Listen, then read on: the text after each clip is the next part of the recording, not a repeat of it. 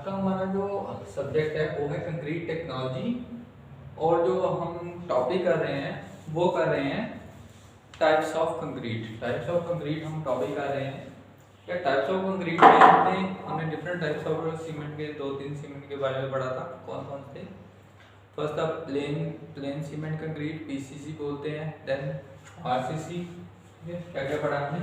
PCC plain cement concrete, RCC पढ़ा है, RCC में reinforced cement concrete. Then pre stress concrete के बारे में पढ़ा है हमने, ठीक है, प्री स्ट्रेस कंक्रीट। उसके बाद हमने पढ़ा है वैक्यूम कंक्रीट। वैक्यूम कंक्रीट के बारे में हमने लास्ट लेक्चर में पढ़ा, ठीक है। उसके बाद हमने पढ़ा था air and train, air and train cement के बारे में पढ़ा, ठीक है। ये types of cement, types of concrete में हम PCC, RCC, pre stress concrete, vacuum concrete और एयर एंड ट्रेन कंक्रीट के बारे में पढ़ चुके हैं। तो उसके बाद नेक्स्ट हमारा सीमेंट है वो कंक्रीट है वो क्या है? Sawdust concrete. तो सारडस्ट कंक्रीट क्या होता है बात कर लेते हैं। तो सारडस्ट कंक्रीट वो होता है जिसमें हम क्या करते हैं, जो सारडस्ट होती है उसको क्या करेंगे कि एज ए एग्रीगेट यूज करेंगे, ठीक है। सारडस्ट कंक्रीट मतलब क्या है कि यहाँ पे जो सारडस्ट है उसको हम यूज करेंगे एज अ एग्रीगेट, ठीक है। एंड यहाँ पे लिखा गया है सारडस्ट कंक्रीट कंसिस्ट ऑफ रफली equal parts of volume of cement, sand and sawdust, ठीक है।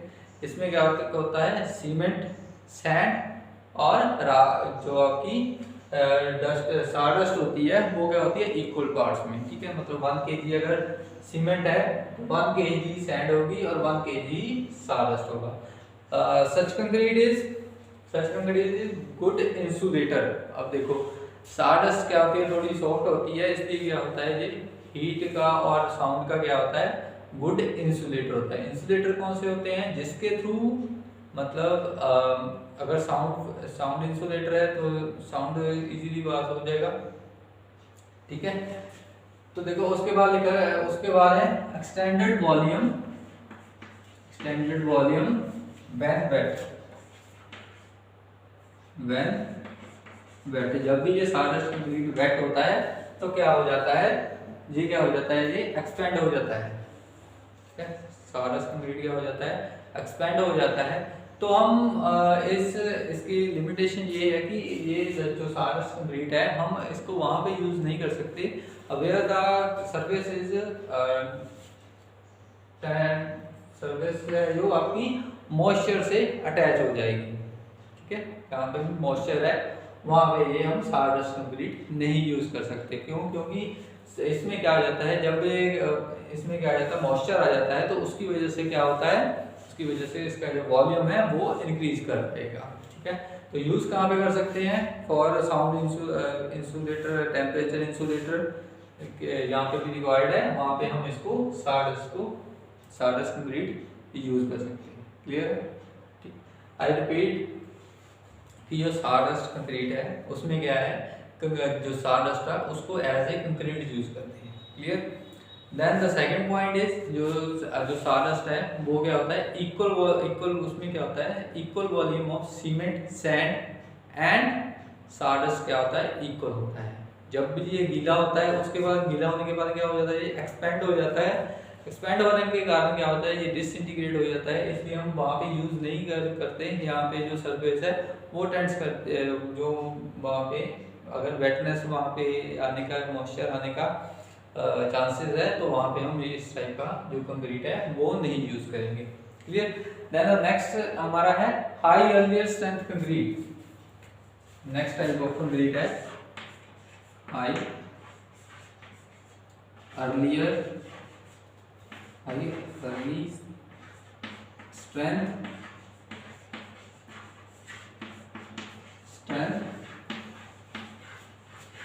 ठीक है। तो हाई अर्ली स्ट्रेंथ कंक्रीट कौन सा होता है कि जो कंक्रीट है वो अपने नेचुरल टाइम, नॉर्मल टाइम की बजाय क्या हो जाए, उससे जल्दी में सूख जाए, हार्ड हो जाए, ठीक है। तो हाई एवरेज स्ट्रेंथ का मतलब ये नहीं है कि उसकी जो स्ट्रेंथ है वो क्या है, इस टाइप ऑफ कंक्रीट की जो स्ट्रेंथ है वो हाई है। इसका मतलब ये है कि डेवलपमेंट ऑफ स्ट्रेंथ क्या है इसमें ज्यादा है, मतलब कम समय में ये ज्यादा स्ट्रेंथ है वो डेवलप कर देगा, लेकिन जो अल्टीमेट स्ट्रेंथ रहेगी इस टाइप ऑफ कंक्रीट की वो क्या रहेगी, सेम रहेगी, सेम रहेगी। ठीक है, तो अर्ली स्ट्रेंथ जो कंक्रीट है वो कहाँ पे यूज करते हैं, तो देखो एक तो हम वहां पे यूज करेंगे, यहाँ पे क्या है जो फॉर्म वर्क है वो इजीली रिक्वायर्ड है, यहाँ पे हमने जल्दी जल्दी भी मान लो कहीं भी रिपेयर का काम करना है तो हाई अर्ली स्ट्रेंथ हम वहां पे कंक्रीट है वो यूज करेंगे। क्लियर, तो कहाँ पे यूज करते हैं, एक तो हम वहां पे यूज करते हैं, यहाँ पे हमें जो फॉर्म वर्क है जो कंक्रीट को जो मोल्ड बनाने के लिए यूज होता है उसकी रिक्वायरमेंट वो क्या है, उसकी रिक्वायरमेंट क्या है, ज्यादा है। ठीक है, वहां पे यूज करेंगे और एक वहां पे यूज करेंगे, यहाँ पे हमारे पास टाइम कम है और हमें स्ट्रक्चर को जल्दी जल्दी बनाना है तो वहां पे यूज करेंगे high early strength concrete. Clear है, देन उसके बाद बात करेंगे मास कंक्रीट, मास कंक्रीट।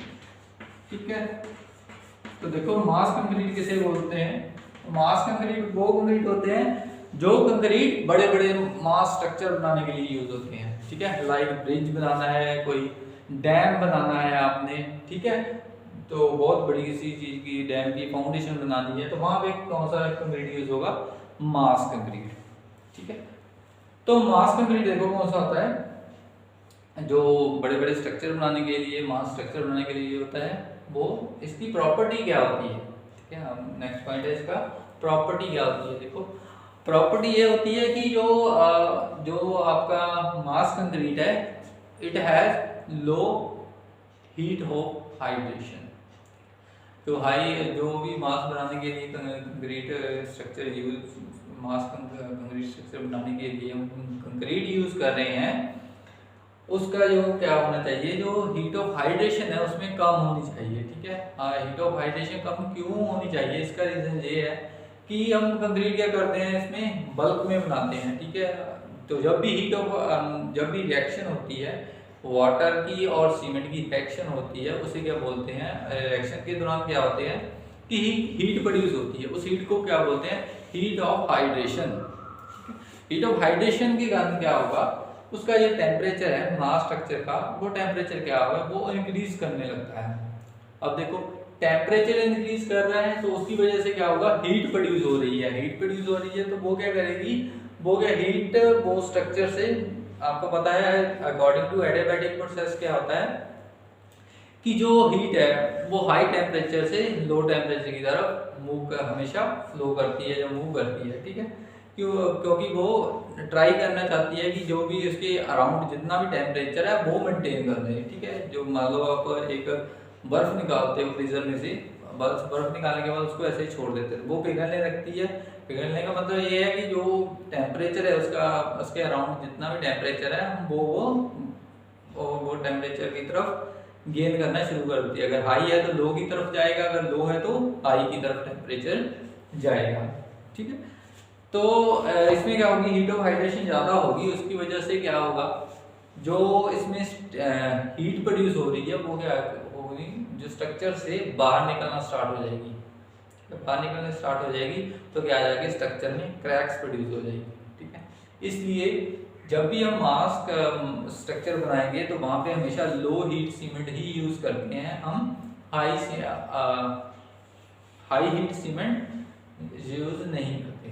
ठीक है, क्योंकि वो उसमें क्या कर देते हैं, उसमें क्रैक्स डिवेलप हो जाएगी अगर हम करेंगे वहाँ पे जो हाई स्ट्रेंथ है वो सीमेंट कंक्रीट यूज करेंगे। ठीक, उसके बाद है वाइट एंड कलर्ड सीमेंट, इसके बाद जी जो वर्ड है वाइट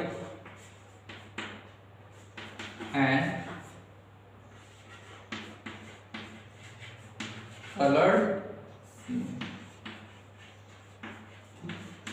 जो देखो व्हाइट एंड कलर, जो कलर होता है सीमेंट का वो किसके कारण होता है, कलर जो हमेशा होता है वो हमेशा होता है ऑक्साइड्स के कारण। ठीक है, ऑक्साइड्स के कारण, whether it is iron oxide या अदर ऑक्साइड। ठीक है, जितने भी ऑक्साइड्स हैं या अब जब हो सकते हो पिगमेंट्स, ठीक है। ऑक्साइड्स का अदर नेम क्या है? पिगमेंट्स। तो जितने भी पिगमेंट्स है या फिर और आयरन, जितने भी ऑक्साइड्स है उसी के कारण क्या होगा, जो आपका सीमेंट है वो क्या होगा, कलर्ड होगा, ठीक है। और जो ऑक्साइड है वो कितना हो सकता है, minimum 3 to 4% by weight of cement हम मिक्स कर सकते हैं इसको कलर देने के लिए किसी भी सीमेंट को। और ये यूज कहाँ पे होते हैं, यूज होते हैं ये कलर सीमेंट का कहाँ भी यूज होते हैं, यहाँ पे हमें डेकोरेशन की रिक्वायरमेंट ज़्यादा होती है, ठीक है। जहाँ पे हमें बिल्डिंग की जो अपीयरेंस है, अपीयरेंस वाइज क्या चाहिए, गुड चाहिए, वहाँ पे हम यूज करते हैं white white and colour cement. Okay, then उसके बाद देखो एडवांटेजेस ऑफ कंक्रीट, ठीक है। अब हम करेंगे advantages and disadvantages of concrete. Advantages and disadvantages of concrete. Here,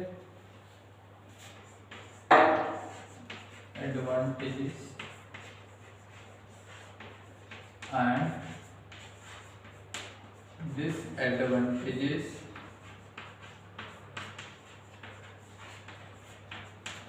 of concrete। ठीक है, ये हमारा टॉपिक है advantages and disadvantages of concrete. तो फर्स्ट है हमारा, फर्स्ट एडवांटेजेस लिखेंगे। फर्स्ट एडवांटेज कंक्रीट की है कि जो कंप्रेसिव स्ट्रेंथ होती है वो बहुत ज्यादा होती है as compare to tensile strength. Compressive strength of concrete is high.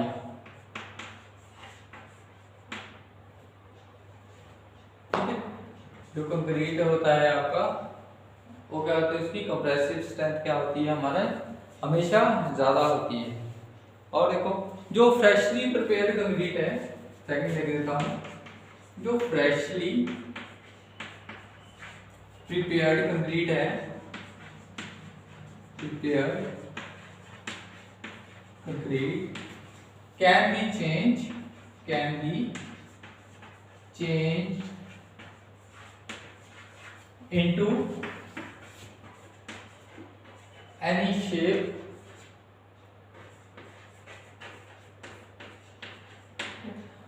देखो फ्रेशली प्रिपेयर्ड कंक्रीट कौन सा होता है, जो अभी हार्ड नहीं हुआ, वो अभी प्लास्टिक फॉर्म में है, ठीक है। प्लास्टिक फॉर्म में है तो किसी भी हम उसकी जो शेप है कंक्रीट की वो चेंज कर सकते हैं इजीली, ठीक है। थर्ड है मोर ड्यूरेबल। कंक्रीट क्या होता है, कंक्रीट इज मोर ड्यूरेबल, बहुत ज्यादा ड्यूरेबल होता है and has less corrosion.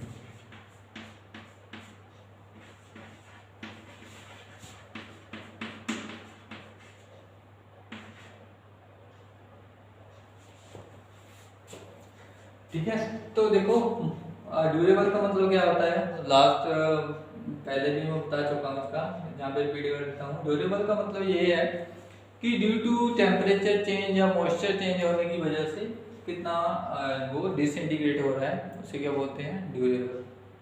And less corrosion, तो कंक्रीट क्या होता है, मोर ड्यूरेबल होता है और लेस करोजन होता है, इसलिए ये इसकी थर्ड एडवांटेजेस है। तो फोर्थ देखो, it is not liable to rot and decay. इट इज नॉट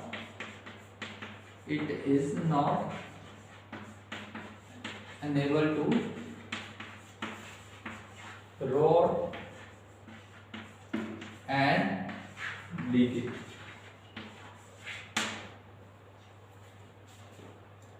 ठीक है, it is not unable to rot का मतलब क्या है, रोट का मतलब क्या होता है कि पाउडर फॉर्म में है, तो उसको क्या बोलते हैं, एंडिकेट मतलब गलना, ठीक है। ना तो ये कंक्रीट जल्दी वो रोट होता है और ना तो डिके होती है, ठीक है। Next one is it is fire resistant. It is fire resisting, it is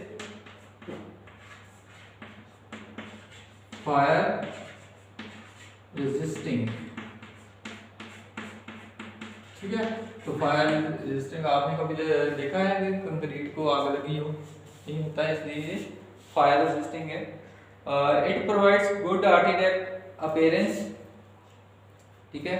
और उसके बाद है the concrete can be pumped, ठीक है।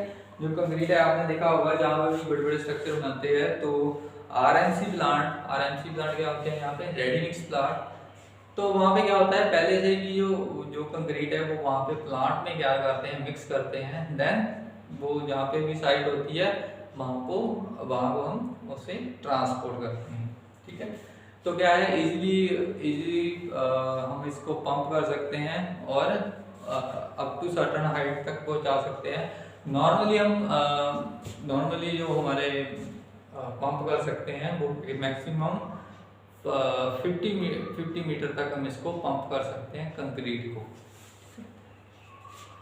उसके बाद देखो, it can be used as sound proofing material, ठीक है।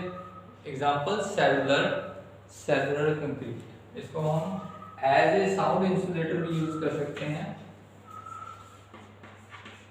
एज ए साउंड इंसुलेटर, ठीक है, एज ए साउंड इंसुलेटर भी यूज कर सकते हैं, ठीक है। तो एग्जांपल इसकी क्या है, सेलुलर पेंट,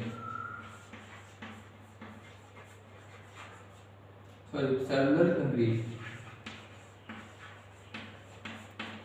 अब देखो सेलुलर कंक्रीट क्या होता है, तो लास्ट टाइम हमने पढ़ा था एयर एंड ट्रेन कंक्रीट। तो एयर एंड ट्रेन कंक्रीट को और अदर नेम किससे जानते हैं हम, उसको जानते हैं, अदर नेम क्या है उसका, सेलुलर कंक्रीट ही है, ठीक है। और एयर एंड ट्रेन कंक्रीट में हमने क्या किया था, कंक्रीट में ऐड किया था एल्यूमिनियम। कंक्रीट में जब भी एल्यूमिनियम ऐड करते हो तो वो एल्यूमिनियम है वो किसके साथ रिएक्ट करता है, वो रिएक्ट करता है कैल्शियम हाइड्रोक्साइड। जब भी कैल्शियम हाइड्रोक्साइड के साथ रिएक्ट करेगा तो क्या होगा, वहां पे हाइड्रोजन गैस प्रोड्यूस होगी। Due to production of hydrogen gas, then bubbles are formed within the concrete, and when it is hot, then the bubbles are also present, so that the strength of the concrete is decreased. But the insulation of sound and heat is increased due to bubbles of hydrogen. अब next है disadvantages. ये advantages हो गई है, उसके बाद disadvantages क्या है इसकी।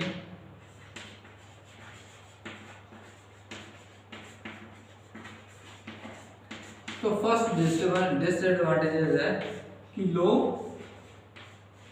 टेंसाइल स्ट्रेंथ,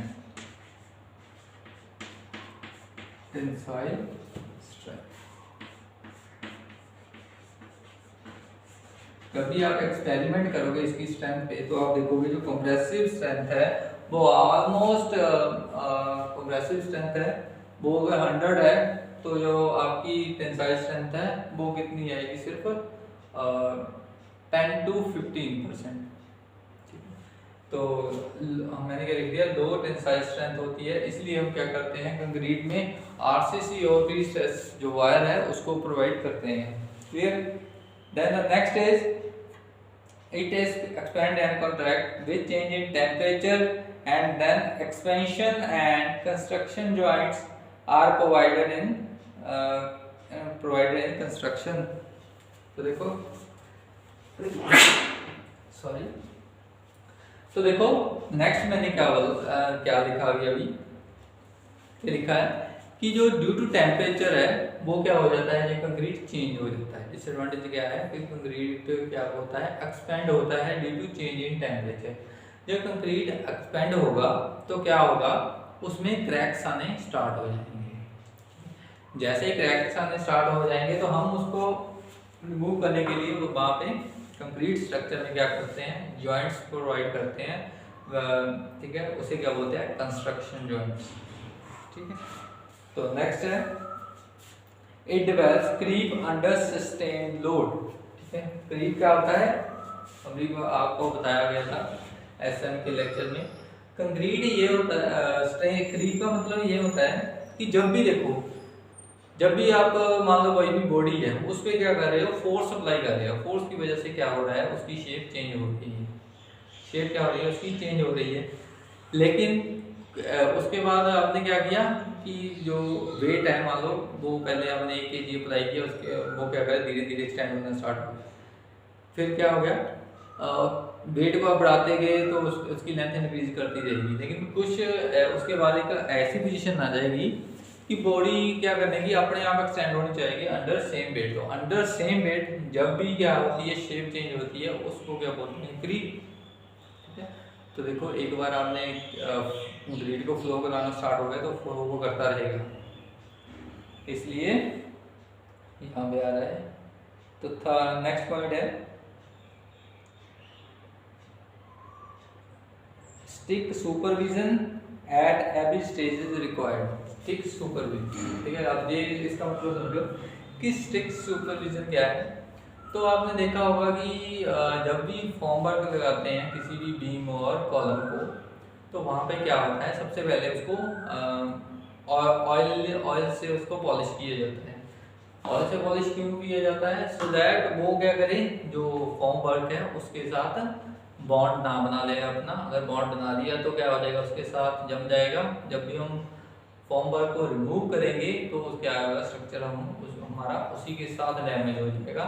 इसलिए हम क्या करते हैं कि सुपरविजन रिक्वायर्ड होती है एट एवरी स्टेज। उसके बाद है it is heavy in weight and thus required large amount of steel for the self weight. ठीक है, तो कंक्रीट क्या होता है, बहुत हैवी होता है। तो हैवी को संभालने के लिए हमें क्या चाहिए, उसको स्टील प्रोवाइड की जाती है due to increase the tensile stresses. ठीक है, टेंसाइल स्ट्रेंथ इंक्रीज करने के लिए हम क्या करते हैं, आरसीसी मतलब उसमें रीइंफोर्स प्रोवाइड करते हैं हम। तो इसी के साथ ही हम हमारा जो डिसएडवांटेजेस एंड डिसएडवांटेजेस है वो वाला टॉपिक खत्म होता है। अब कंक्रीट हम सारे पढ़ चुके हैं, कंक्रीट। ठीक है, हम अभी 5 मिनट में रिपीट कर लेंगे कि हमारे पास जो कंक्रीट है वो कौन कौन से होते हैं। सबसे पहले वो हमने बात की PCC plain cement concrete, then RCC reinforced cement concrete, then vacuum concrete. Vacuum concrete में क्या करते हैं, हम कंक्रीट को प्लेस करने के बाद उसमें वैक्यूम लगाते हैं।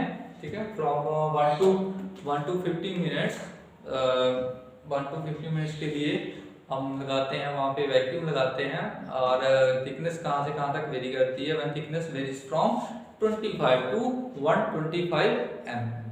क्लियर, तो वहाँ हो गया वैक्यूम कंक्रीट। उसके बाद हमने किया था एयर एंड ड्रेन कंक्रीट, उसके बारे में हम काफ़ी डिस्कस कर चुके हैं एयर एंड ड्रेन कंक्रीट के बारे में।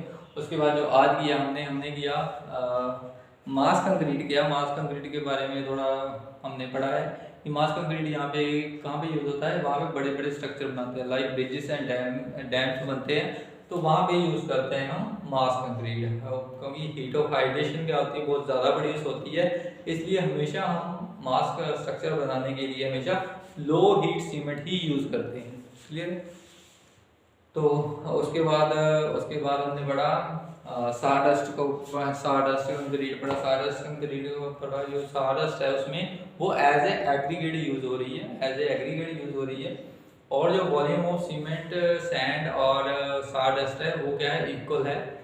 तो बट जब भी वो वेट होती है सारडस्ट, उसके कारण वो एक्सपेंड हो जाती है, इसलिए वो एज ए इंसुलेटर हम यूज करते हैं। उसके बाद हमने लास्ट में पढ़ा था white and colour cement. White and colour cement कौन सा होता है, जिसमें जो पिगमेंट्स है, आयरन ऑक्साइड्स है, वो क्या किए जाते हैं, मिक्स किए जाते हैं। कब मिक्स किए जाते हैं, ड्यूरिंग द प्रेपरेशन या आफ्टर द प्रेपरेशन हम वो आयरन ऑक्साइड उसमें ऐड करते हैं, सो दैट वो डेफिनेट कलर क्या हो जाए, मेंटेन कर जाए। देखो जो सीमेंट होता है वो उसका कलर क्या होता है, ग्रे होता है। वो ग्रे कलर क्यों होता है, आयरन ऑक्साइड का कलर मींस आयरन, उसमें आयरन ऑक्साइड प्रेजेंट है। ठीक है, उसके बाद हमने एडवांटेजेस एंड डिसएडवांटेजेस पढ़े हैं। ठीक है, तो एडवांटेज में फर्स्ट पढ़ा है compressive strength of concrete is high, freshly prepared concrete can be change into any shape, more durable and has less corrosion. Yeah, it is not unable to rot and decay. It is a fire resisting है, as a sound insulator है, that is इसकी example क्या है इसकी sound insulator की cellular concrete. Disadvantage क्या है, it has low tensile strength. Clear है, तो हमने इसके बारे में कंक्रीट के बारे में आई थिंक काफ़ी कुछ डिस्कस कर लिया है। अब जो नेक्स्ट हम पढ़ेंगे कि सीमेंट के बारे में। देखो कंक्रीट इसमें हमने पढ़ा है कि कंक्रीट में क्या होता है, सीमेंट होता है, सैंड होता है और कोर्स एग्रीगेट होते हैं। तो वन बाय वन हम उसको डिस्कस करेंगे। पहले सीमेंट, फर्स्ट है हमारा सीमेंट के बारे में। सीमेंट के बारे में पढ़ेंगे, तो सीमेंट के बारे में थोड़ा सा आज इंट्रोड्यूस कर देता हूँ। तो सीमेंट क्या है, सिंपल एक बाइंडिंग मटेरियल है। ठीक है, उसके डिफरेंट इंग्रेडिएंट्स है, डिफरेंट उसकी प्रोपोर्शन है। ठीक है, और देखो इसमें सिर्फ जो जब भी कंक्रीट बनता है इसमें दो ही हमारे एक्टिव मटेरियल होते हैं। ठीक है, एक्टिव मटेरियल कौन कौन से होते हैं, एक वाटर और एक सीमेंट। एक्टिव मटेरियल का मतलब क्या है कि केमिकल रिएक्शन सिर्फ दो ही जो इंग्रेडिएंट है उसकी होगी, किसकी एक सीमेंट की होगी, एक वाटर की होगी। ठीक है, इसलिए एक्टिव। और बाकी क्या होंगे inactive, like sand and coarse aggregate, वो क्या हो जाएंगे, इनएक्टिव इंग्रेडिएंट हो जाएंगे हमारे कंक्रीट में। ठीक है, तो बाकी का जो भी प्रोसेस है हम पढ़ेंगे, सारा सीमेंट कैसे बनता है उसके बारे में पढ़ेंगे, देन डिफरेंट एग्रीगेट्स के बारे में पढ़ेंगे। ठीक है, तो मिलते हैं नेक्स्ट लेक्चर में। Thank you.